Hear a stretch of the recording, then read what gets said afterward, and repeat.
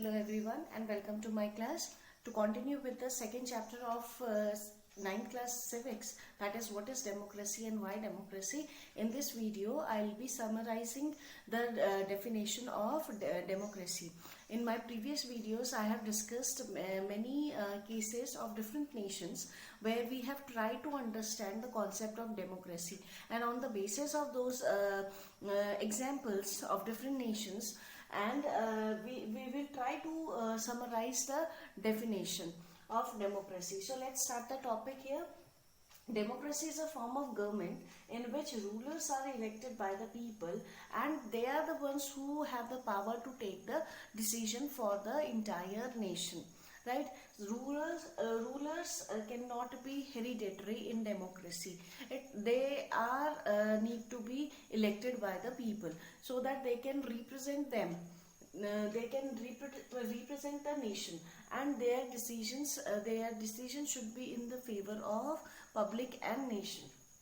Now, election offers a choice and fair opportunity to all people to change the current rulers. Once the leaders are elected, that doesn't mean that they will remain on the seat forever. No, this is not democracy. When people are electing leaders, means they should have a fair chance, fair opportunity. They can replace the current leaders. The fair chance that the current leaders can be replaced and can be changed. They cannot remain on the seats forever, right? Then this choice and opportunity is available to all and on equal basis. This ensures the principle of universal adult franchise, means the voting right should be given to all. Maximum people of a nation should give their votes and elect their leaders. Then only the leaders, the elected leaders, will be representing the nation, not a particular section of the society giving vote, and rest of the sections are not giving vote. That will not represent the entire population, right? So the fair choice and opportunity available to all and on equal basis, means their value of their vote should be same. Then government should work within the limits of constitution and citizens' rights. Once the leaders are elected, government is formed. That doesn't mean that they have the ultimate power in their hands. They'll rule according to their will. No, they need to work according to the will of the people, because they are the ones who have elected them, right? And since they can change their leaders, then they should rule according to the will of the people. They should rule in their favor, in the favor of the nation, right? Now, till so far, whatever we have discussed in the previous videos and in this video, we have discussed that the first part of this chapter, that is what is democracy. We have tried to understand what democracy in modern sense means to all, right? Now, we will cover the second part, that is why democracy. We know that democracy, the features of democracy and what happens in democracy, but why to opt for democracy? Why not any other form of democracy?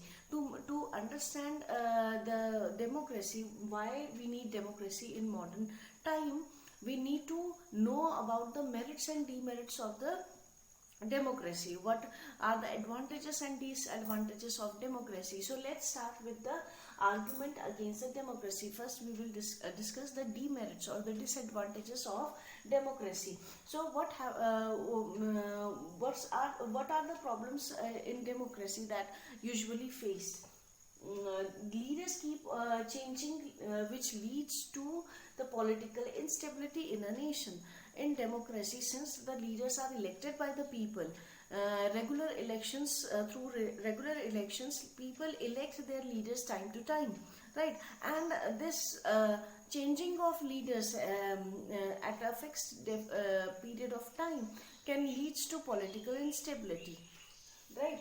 Then it is all about political competition and power play. Though the political parties, they contest elections, the leaders contest elections, but it is only for the sake of political competition, or it's all about the power play. there is no scope of morality. Means they do promise many things, but once they come into the power, once they win the election, they are least bothered to work for the public, right? Then delays in decision making. In democracy, a large number of people, especially the people who are elected representatives in the parliament, they need to be consulted before taking any decision, and this leads to delay in decision making process, right? Then elected leaders do not know the best interest of the people, which leads to bad decisions, right? Many times it is seen that the leaders who are elected, they doesn't know about the common problems. They doesn't know what is actually good for the common people. So such leaders, when comes to power, they take bad decisions, right? It leads to corruption also, since it is based on electoral competition. It is all about competing with each other. In politics, everything which is done, it is for the sake of winning the elections. So many times it leads to corrupt practices. So it increases the corruption in the country. Just for the sake of winning election, the leaders, political leaders, they involve themselves in dirty tricks, right? And unethical means used to win the elections. Now, common people do not know what is good for them, and they should not decide anything. Yes, it is very important to know that maximum people, if the country like India having a large population, maximum people who participate in election process, who are the voters, they are illiterate. They doesn't know the best in their own best interest, right? So their decision, they can be influenced very easily by the leaders, right? So such people cannot cannot decide what is good for them, right? Then frequent changes in leadership can set back big decisions and affect government's efficiency. Suppose a government of one party is ruling for 5 years. They take important decisions. After 5 years, when the elections held, the party loses the election and another party forms the government. Now, in such a case, the previous decisions taken by the previous ruling parties were replaced by the new government, right? So such things happen in democracy, and it leads to the leadership. The changing in the leadership can set back the big decisions. They can put in a hold to big decisions, and it also affects the government efficiency, because every party, every leader has a different way of working, right? So their decisions somehow changes the working of the government also, right? It influences the government efficiency, government decisions. Then it ensures that the people take decision, but it does not guarantees that whatever decisions the people are taking, it is good for them. It can lead to bad decisions also. They can make mistakes. People can, for example, they can elect a corrupt leader, right? If they don't know the reality of the parties or the leaders, right? So people's decision many times leads to bad decisions.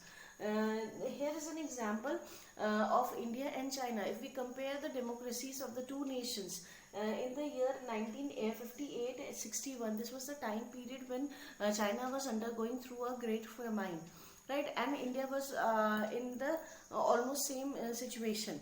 But comparing the two nations, India was not affected by this famine on a large extent. Reason being, the government in India is having a welfare nature.